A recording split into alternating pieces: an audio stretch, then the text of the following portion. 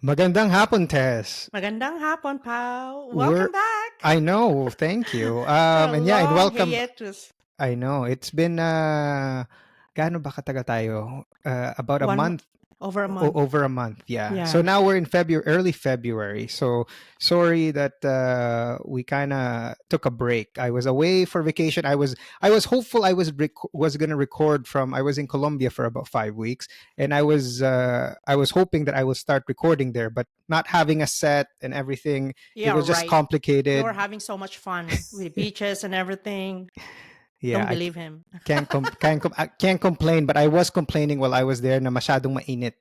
Yeah. It was over 30 degrees, and then I came back here, It's a and blizzard. it was literally a 50-degree drop from over 30 Yeah. to like about minus 20 the day I came back. Yeah, I remember that. You said, I want to go back.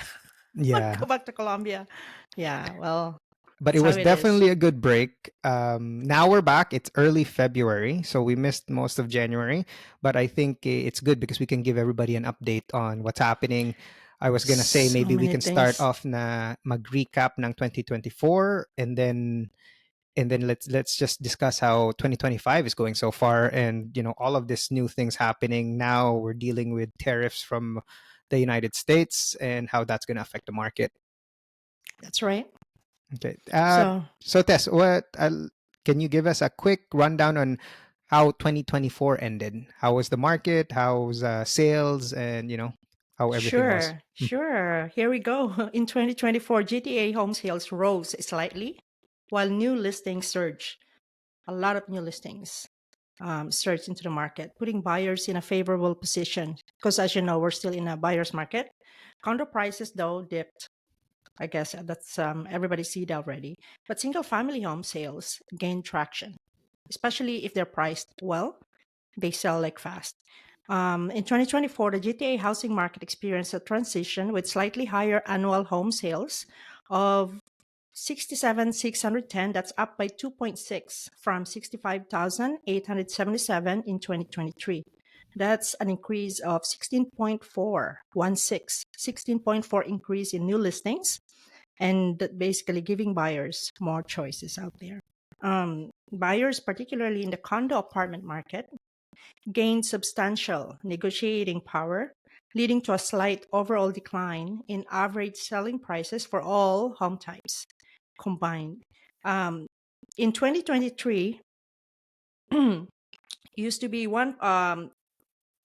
the average selling price 2023 was 1.126263, and it went down to 1,111,600 in So this 2024. must be Toronto, right? This must be Greater Toronto Greater area. Toronto, yeah. Yeah, it's just a it's a slight decrease compared to 2023. At least we're getting up there, you know. High borrowing cost initially kept sales below normal levels, but substantial Bank of Canada rate cuts in the second half of 2024 improved market conditions. So single family home sales, including detached house especially, actually increased, while condo apartment sales unfortunately decreased, partly due to many first time buyers waiting for further sales relief in 2025. So I guess first time home buyers will be happier now that we have six interest rate reductions. And I know, Pau, that you will be talking about that later. Mhm.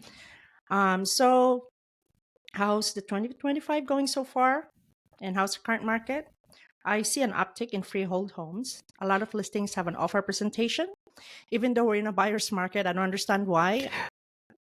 But Are with we some, seeing multiple offers scenarios, and a lot, a lot, yes, yeah. yeah, a lot. I don't understand. Like, I mean, I understand if we're in a balanced market, but we're still in a buyer's market. There's a lot of inventories up there. The active listings right now it's up 48% in December 2024. That's a lot.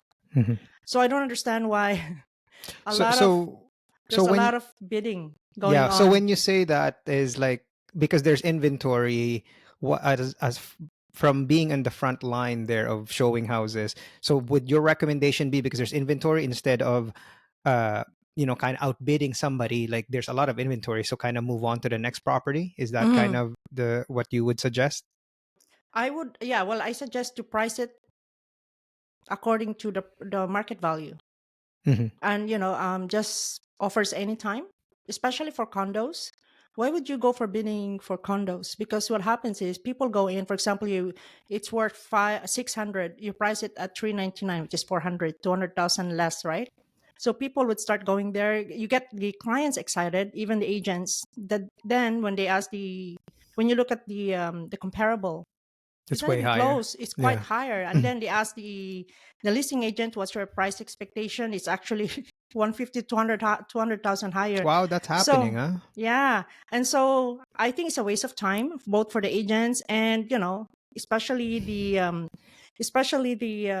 buyers who are really like, they thought they could buy that price for, that condo, two-bedroom condo for like 300.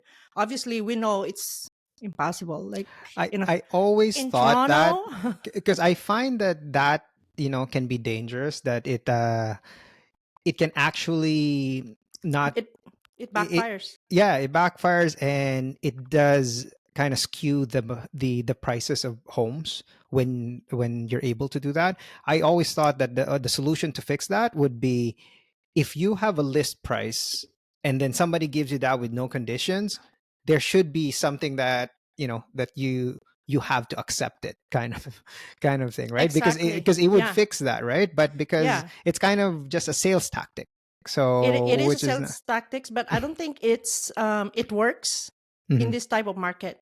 First of all, a lot of buyers are still like, they're still not sure if whether they would jump in or not, because they're still wishing to get more rate reductions. You can't blame them, right? A lot of them, they mhm, lost their jobs, they don't have enough money, their down payment is so low, so they're just even thinking of jumping into the market. It's kind of tough for them.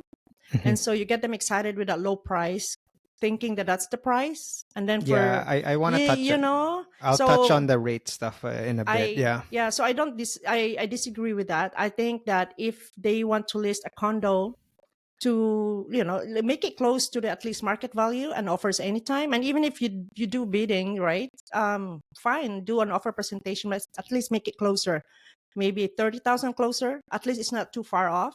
Hmm. And it's just easier, I would say, for buyers to like accept that, okay, I think this is something that I can um it's within my budget and stuff Hmm. like that. Because honestly, they spend so much time looking around and only to find out that they can't really afford it. It's just, I think it's a waste of time. I don't like it, but I've seen offer presentation for detached, and some of them, half of them, I would say, I noticed, especially in Ajax, they were sold. Some were like, so they were priced 150 to 200,000 less, and they were sold at market value. Okay. So yeah, so that's good. So I those think are properly priced, and yes, yeah. yeah. Although some of them, yeah, I couldn't believe actually they sold it, but I guess they got a lot of traffic because Hmm. also the property was nice. And yeah, a lot of people actually purchase it for almost 1 million for like three bedrooms, three bathrooms. That's really how much the value is, anyways, 1 million. Hmm. And that's pretty much how much they got, but not exactly 1 million. It's like 980, 950, 930. So buyers, there's a lot of deals out there. You have to negotiate. We're still in a very good market for like For buyers buying. buying, Yeah. yeah. Yeah. So So like you mentioned, there's a lot of inventory right now, so there are options. a So lot of let's options. say if there's a property that's listed out there and there's kind of a lot of offers, then you do have opportunity to kind of just move on, because there's other inventory in the That's market right. at the moment, Yeah. right? Yeah. In my case, with the buyers that I'm dealing with, we already talked about it ahead of time before we even went out and start looking. We already decided that if it's tenanted, we're not gonna look at it. It's just too complicated. What It if the just tenant becomes a doesn't go headache, out? yeah. Hmm. Yeah, so all those things you have to like think in advance, right? Second thing is that if my client doesn't want to go through stress by, like, if there's any bidding, basically, if there's a lot of on the listings that I send them, I have to actually go through each one of them to make sure it's not tenanted. Number two, it's within the requirements, and there's no bidding. If there's bidding, we skip that Hmm. automatically, even if they So like it. when you say that, because you can also see that there's a registered offer. Is That's that what correct. it is? Yeah. That's right. Well, Yeah. yes, I do. If we go into those houses, and yeah, to all the ones that show them, like all the buyer agents will get a notification for Whoever's so if whoever there's an makes. offer, That's correct. yeah, if Yeah. there's already an So, offer, and honestly, it worked out for us. Like I've done, like I think so far this year, I helped out 3 buyers, Mhm. and yeah, we skipped the bidding. I found them a place within less than 2 weeks.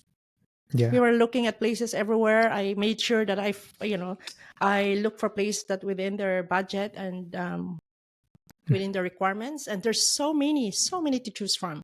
Mhm. So those are the things that you can do, unless if you're really up for bidding, that's fine. But make sure you have enough money to like bid.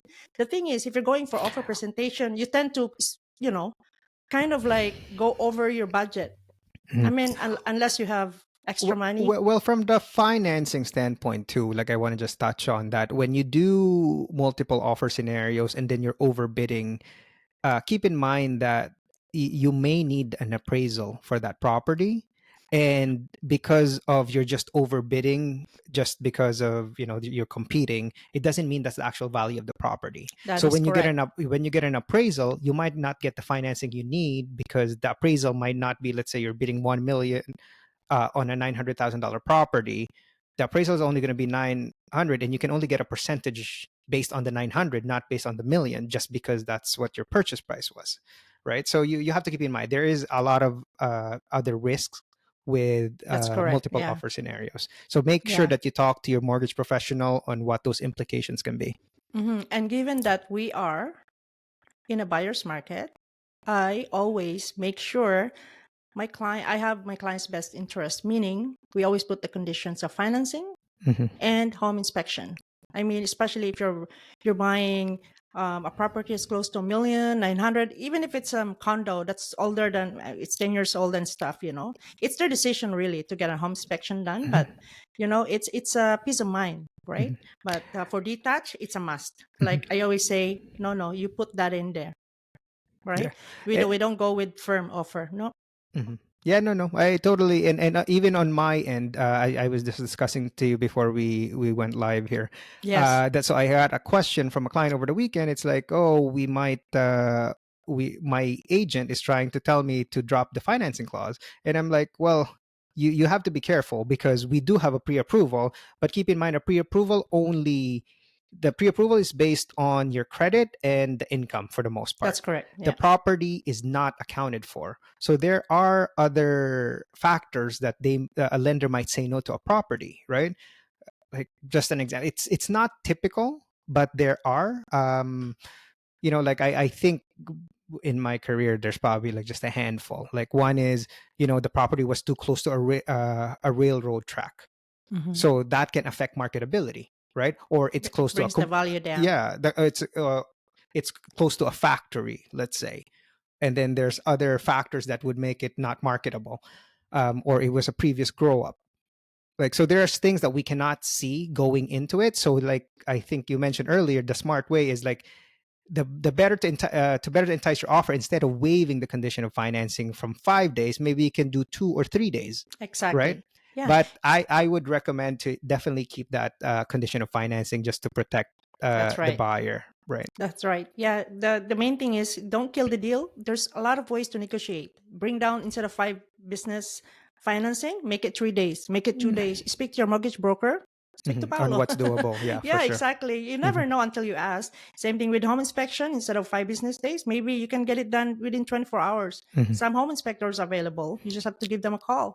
You Hmm. gotta try. You gotta try something that to kill the deal.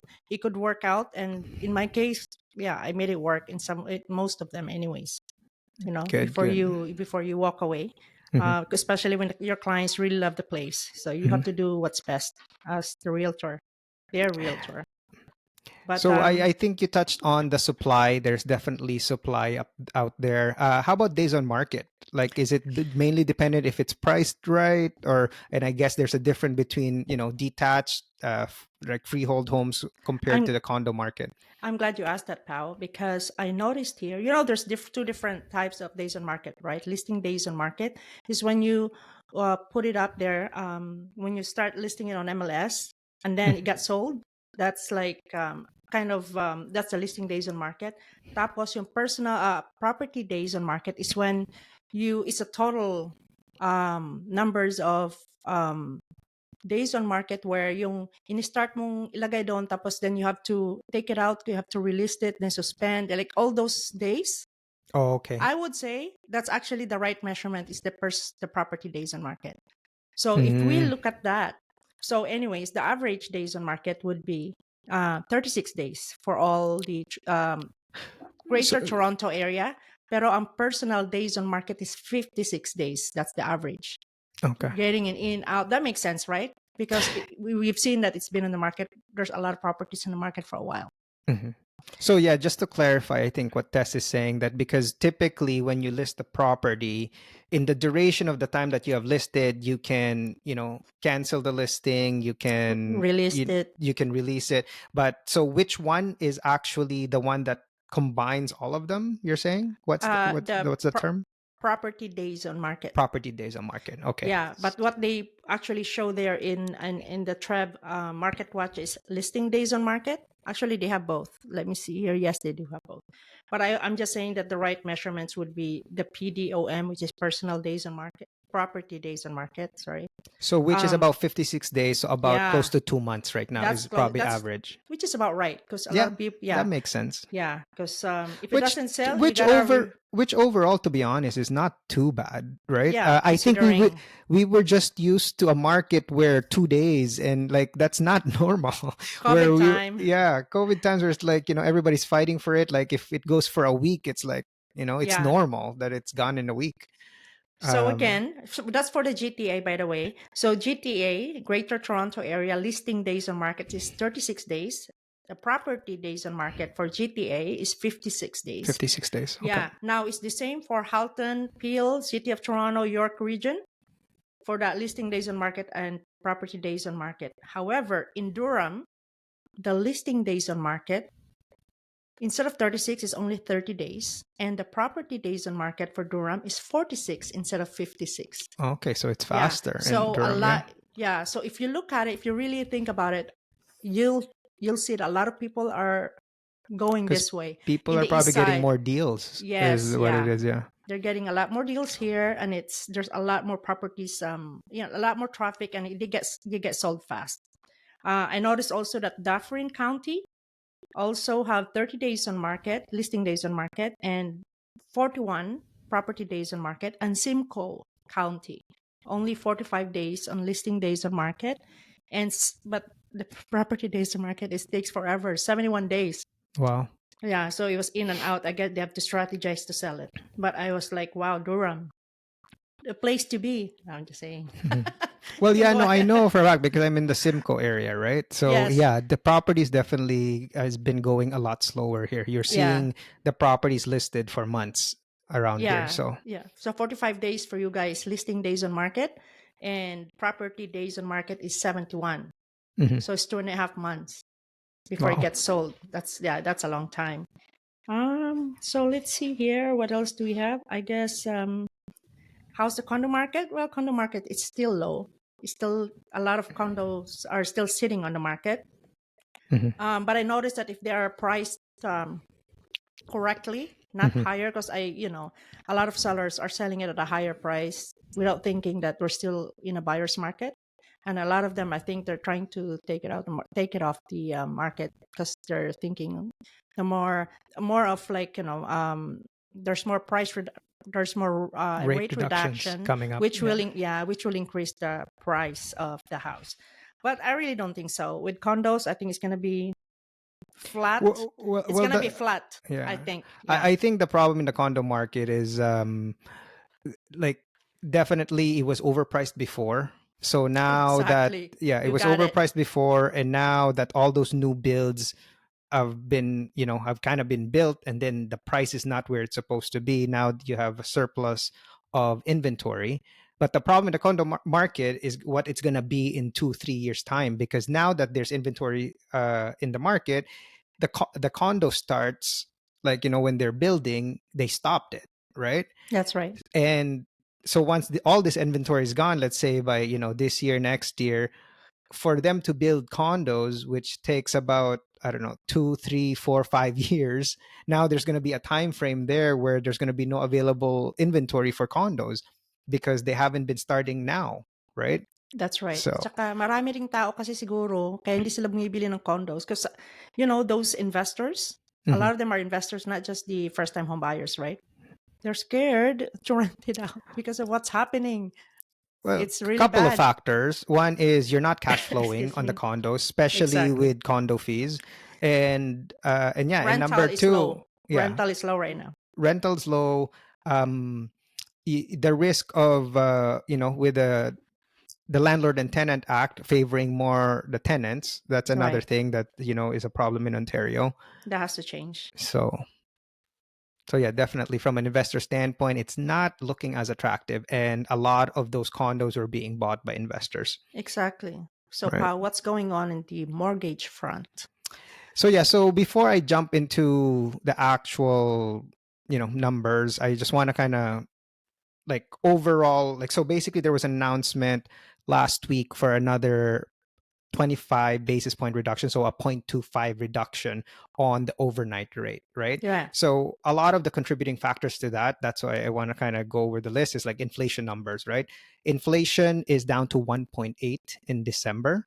So remember, our target is 2%, right? So I think it went from 1.6, 2%, and then 1.9, and then now it's back to 1.8. 1.8. Yeah, So it's definitely on target right now. that's right.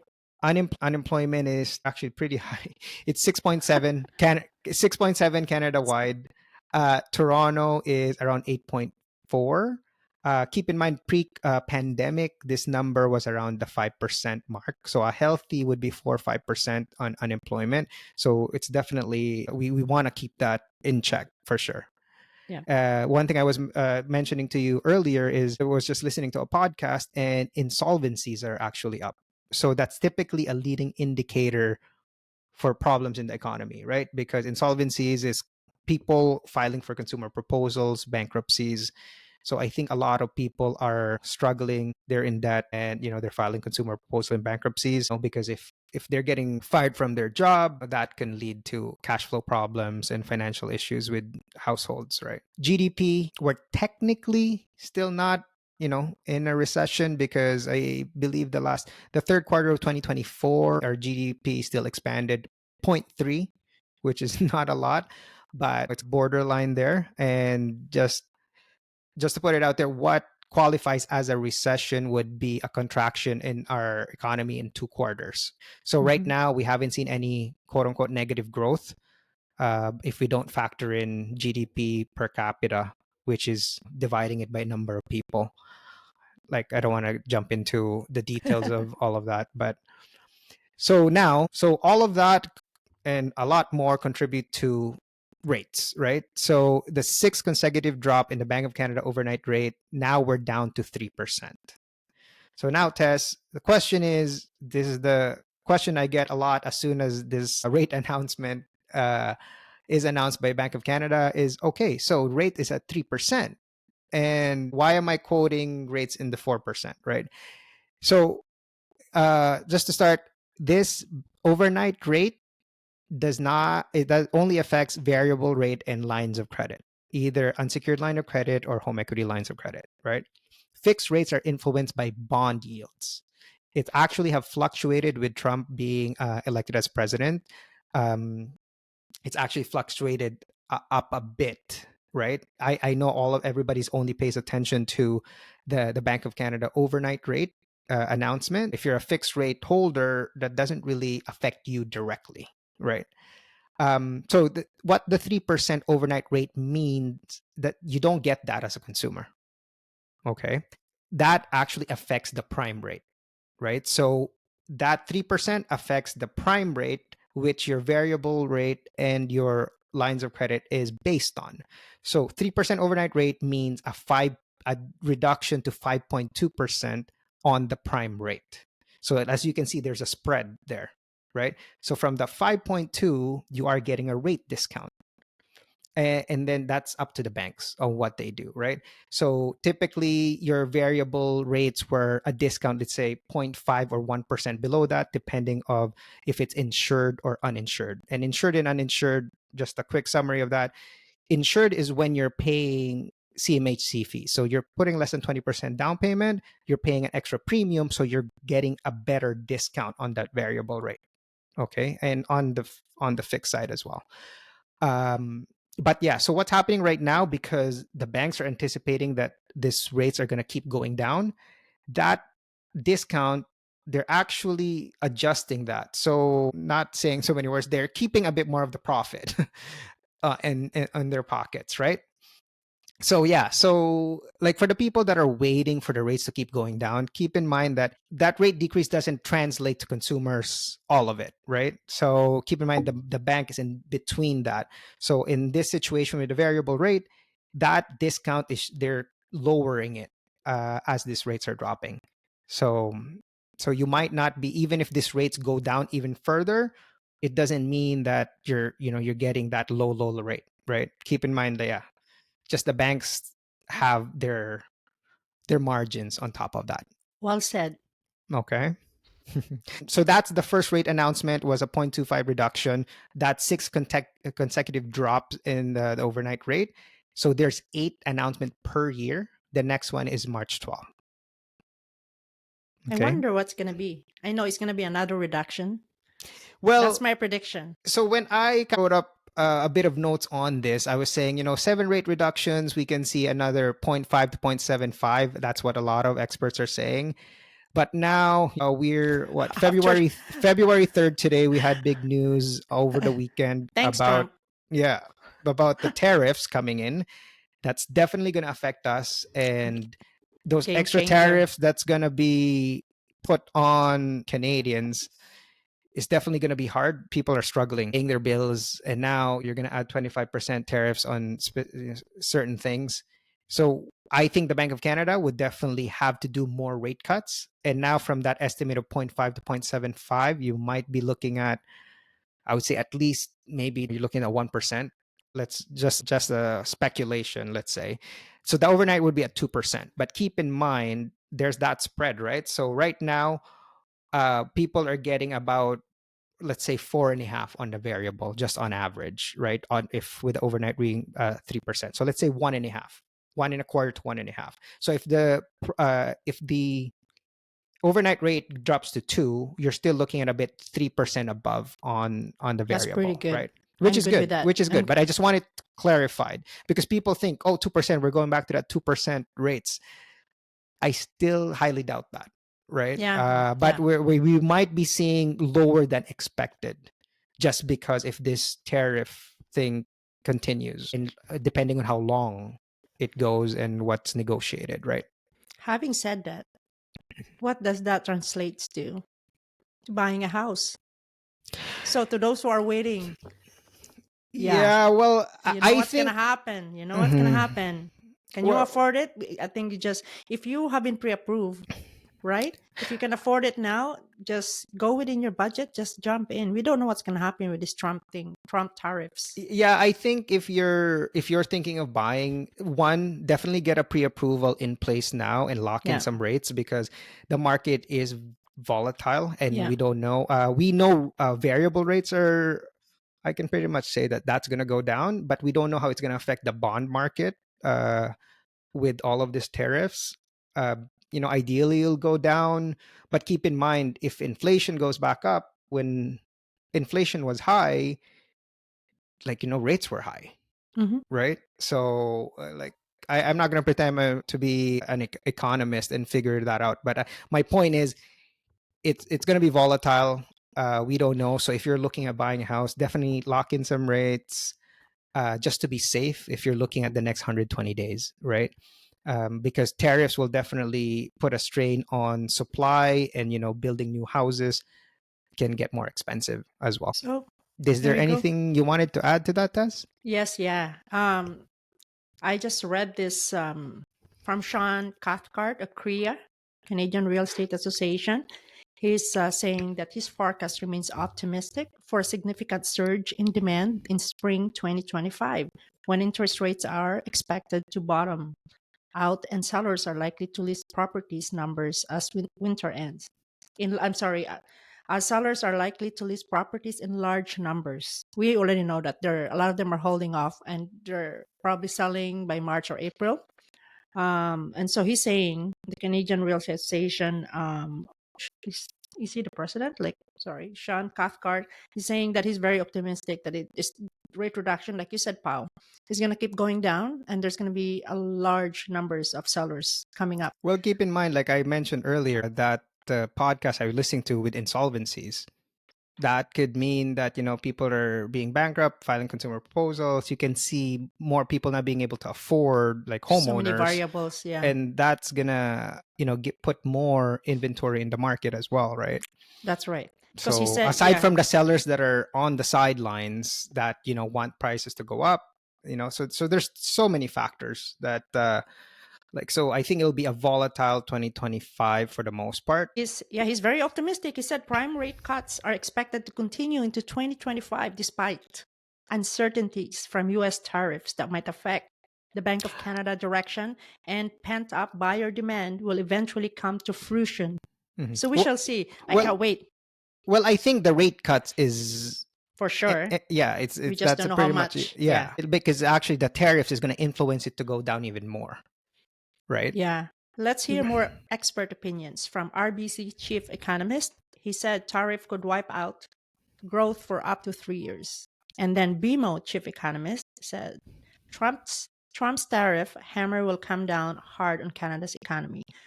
They have different views. So we shall see what's going to happen. Well, I was mentioning earlier that we're technically not in a recession yet, but these tariffs can lead us there, given that yeah, mhm, 25% is a major blow yeah, to United States number one ally. We're mhm, not gonna get into the politics, but politics. yeah. Yes, for sure. Well, in any case, aside Hopefully we from can make it work out. yeah, so but was there anything else, Tess? That's about it. I think was a good recap on what's happening right now. As mentioned, that we're gonna go back to our regular podcast, giving everybody an update. And sabi ko sa simula, I was gonna speak Tagalog, but Yeah, see, I told going you. going forward, We've I been will. speaking English from the beginning, and now at the end, that's the only time we speak Tagalog. At least we tried, di ba? Oh, Oh.